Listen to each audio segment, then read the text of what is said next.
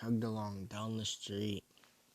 He was without money or a home, and the world was against him. Why? Let me tell you, he was special. He had something inside of of him, that most others do not. In fact, it was something rather unusual and extremely rare. He held inside of him this being was not was none other than the monster that destroyed the town years ago. The reason for all the hate directed at the 8-year-old, he was Naruto, none other than the holder of the Nine-Tails Fox. The citizens of the Hidden Leaf had an irrational hate for him, but he was not deterred by their awful comments. No, he often made them mad and want to prove that he could become something. On this day, it was like any other. It was raining hard. He looked up at the sky and he saw a young family pass. Mama, Papa, that boy, the little look at that boy, the little girl yelled much louder than she needed. Her voice traveled to Naruto and beyond, warning the other passerbyers of his presence. Shh, don't look at him. The mother hissed and picked the girl up, then hurried away. Naruto didn't care. It was normal, but yes, it did make him mad that mad. What right did they have to judge him for the Nine Tails?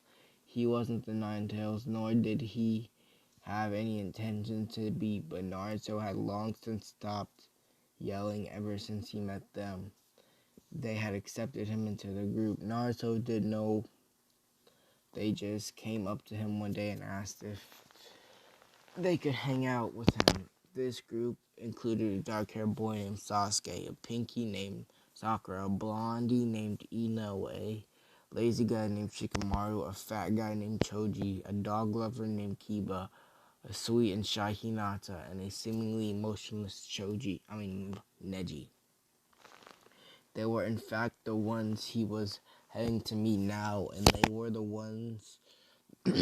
only people he trusted. Naruto had once trusted his teacher, Ruka, but after finding out he was just observing him, Naruto had stopped talking to him completely.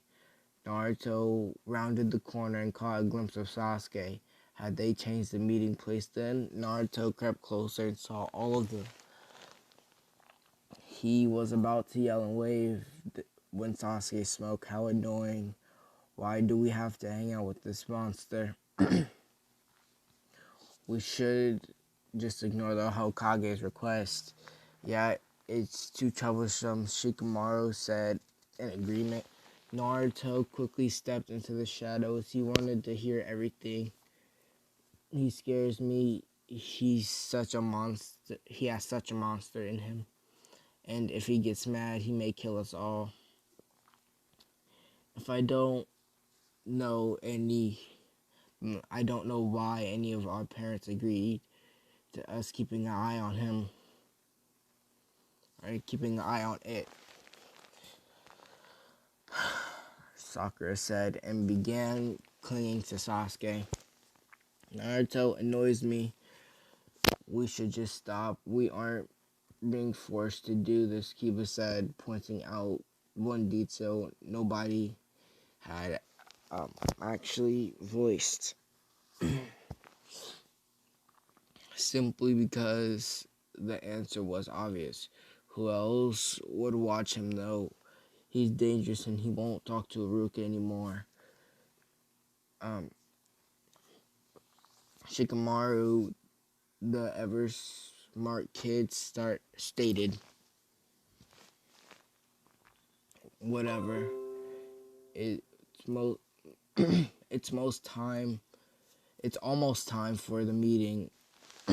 So let's hurry. He might be there already, Ino said and began walking. Naruto couldn't help but notice Neji, Choji, and Hinata said nothing and listened quietly. Neji and Hinata not moving, but Naruto had seen Choji nod.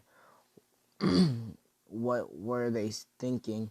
But then it really didn't matter. Naruto ran back the way he came, letting the angry tears stream down his face. He stopped at the bridge and jumped up. Nobody would care if he died.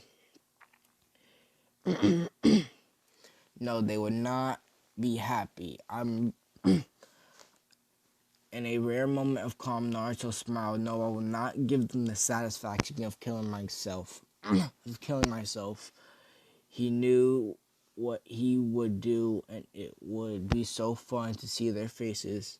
Footsteps sounded behind him, and without looking, Naruto shouted at the top of his lungs, I will become Hokage. I swear I will, and I will prove to you all that I'm better than you.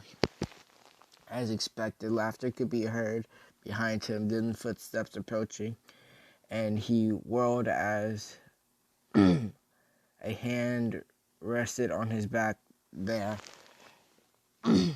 Now in front of him were 5 people or so laughing, but directly in front of him was a man with blonde hair and blue eyes. He wore a black cape and had a